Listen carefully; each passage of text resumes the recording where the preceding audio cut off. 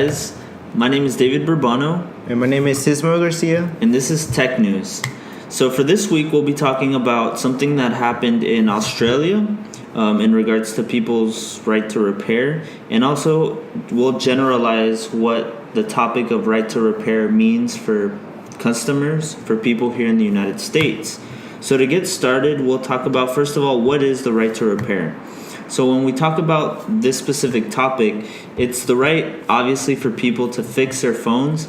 And in most cases, it's for screen replacements, battery replacements, various different repairs that you can do to your phone, tablet, or computer.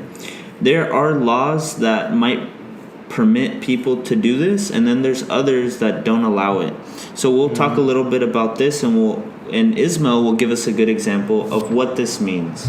Okay, so the right to repair is basically saying that if you already bought an iPhone, let's say you bought an iPhone or a tablet, you have the right, since you already own it, you have the right to fix it yourself or take it to another person that knows how to fix it, to fix the screen or the battery and stuff like that. Basically, what you would do with a car when you buy it. Here's a good example from the car, which is if you were to buy a car and you knew that it was illegal to change the tires, why would you buy that car, right? Yeah, it makes sense. Yeah, so that's the same thing with the phones. So we have some news that Apple was trying to do this with people. They were trying to give like a software update where they wouldn't be able to use their phone anymore after fixing it, like their screen or the battery, from like somebody else fixing their phone.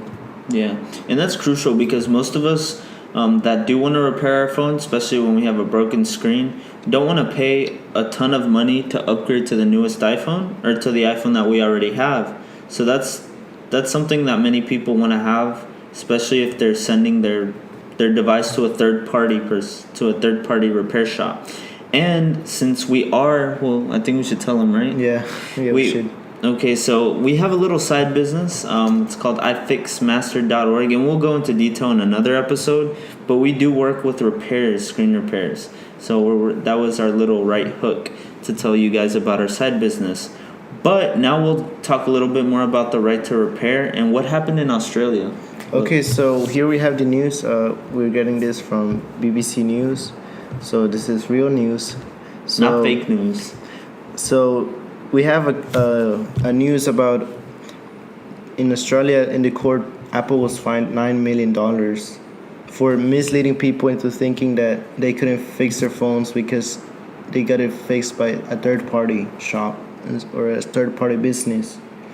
And then that goes along with the right to repair thing, because if these people don't know that they have the right to repair their own phones, then that's basically Apple trying to scam people. Yeah, you could or say like that. Fraud, something like that. Mm-hmm. And then we can see in this news article that Apple admitted that they misled 275 people. Yeah, and we can see a bit of consistency, which is kind of disappointing coming from a company like Apple. If you guys remember the battery incident, many people noticed that their phones, especially older models, were slowing down. Mm-hmm. We later found out it was a battery issue, and because the battery health, right, of the iPhone was not working as well as when it was new, which is to be expected, Apple was slowing down the performance in the phones, which later I think caused a lawsuit against them. Yeah, it did, because Apple had to tell people what was going on with their phones, and then after years, you get your phone, and then it's like it starts slowing down. Then next year you have to get a new phone, and then you don't know why it's slowing down since it was like really fast at the beginning. Exactly, and many people thought it's just an old phone, or the processor's old. Yeah. But the processor, for the most part, still works. It's just the battery that needs a replacement. And even with Apple Care, Apple does have Apple Care, which is health insurance, right? Yeah, health insurance for your phone. Health insurance for your phone. Except, yeah, pretty much that's what it is. And then whenever you want to repair it, you have to pay that price to get it fixed.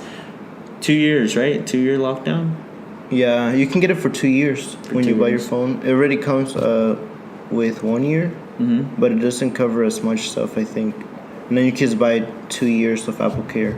Got you. So that's what most people do whenever they're considering getting the Apple Care. So back to on topic to this news that came out, we can see that Apple needs to fix a few things in regards to giving awareness, I would say, to people in the rights that they have in regards to repairing their devices or sending it to someone that can repair it. Yeah. Okay, guys. So this was our second segment, I guess. No, not our second segment. Our third segment. Third.